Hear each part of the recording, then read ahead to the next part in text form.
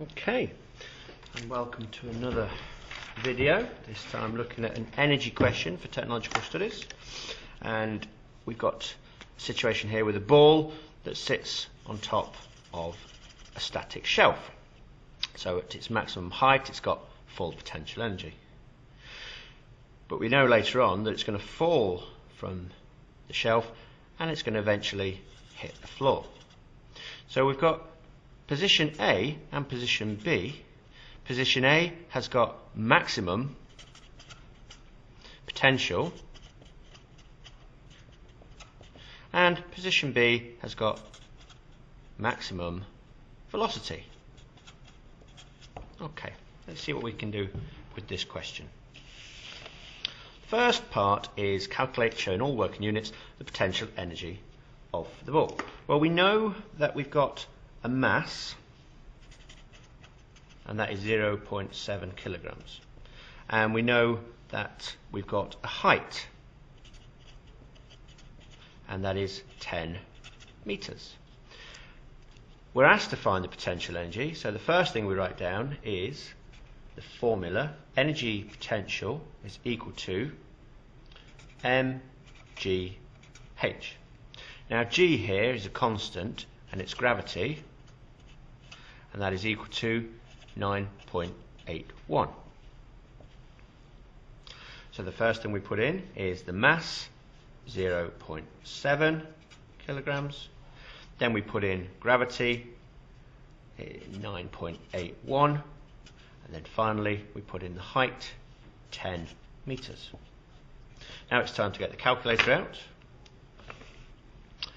0.7 times 9.81 times 10 equals, and my answer 68.667, and the units of energy joules. Okay, so that's my maximum potential energy. Next part of the question, it says assume that EP is converted into EK, so it even gives you that the potential energy is converted into kinetic energy.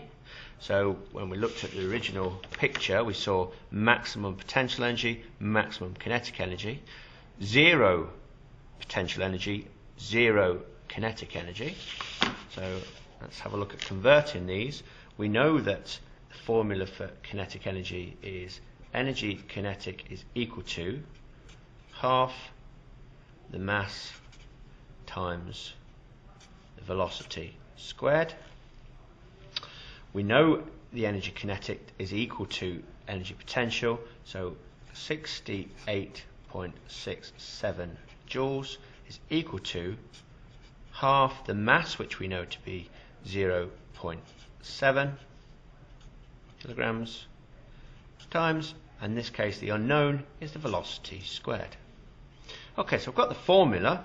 I've got to find now velocity on its own, so I've got to transpose the formula, and the way that we do this is we take half the mass over to the opposite side, and because it's multiplied on this side it's going to be divided on that side. Way of showing that is divide both sides by the same amount, half the mass, half the mass, and these two of course cancel each other out. So we're left with 68.67 divided by half of the mass is equal to velocity squared. Let's do a little calculation on that now. 68.67 divided by 0.35 equals, and I get an answer of 196.2. But that is equal to the velocity squared. Now if we want to find velocity on its own, we need to take the square root of 196. So we cancel the square, we put 196 square root, and on the calculator that works out at 14.007. You can forget about the 077. It's not not necessary. The units for this, velocity, is meters per second. Okay. Moving on to the next part of the question. It says, when the ball bounces, it does not reach its original height, so some energy is lost. Well, when rubber contracts and expands again, if it does it several times, you'll actually notice an increase in temperature. So one of the energy forms that's lost is heat. And if it's in a very quiet room, you'll be able to hear the ball bounce, so the energy from producing the sound has to come from somewhere, and it comes from the ball. So that's sound. Moving over the page, we've got renewable energy now.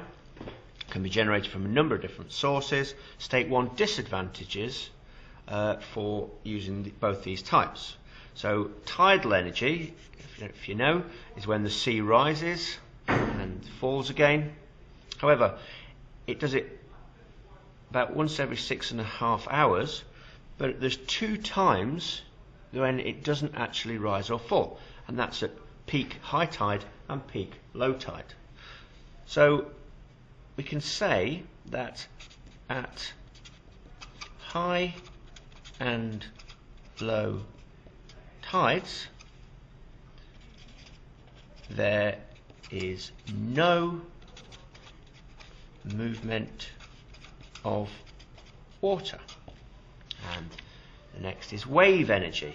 Well, the wave is dependent entirely on the weather, so at some times there are simply no waves due to the weather. And that is the end of the energy question for today.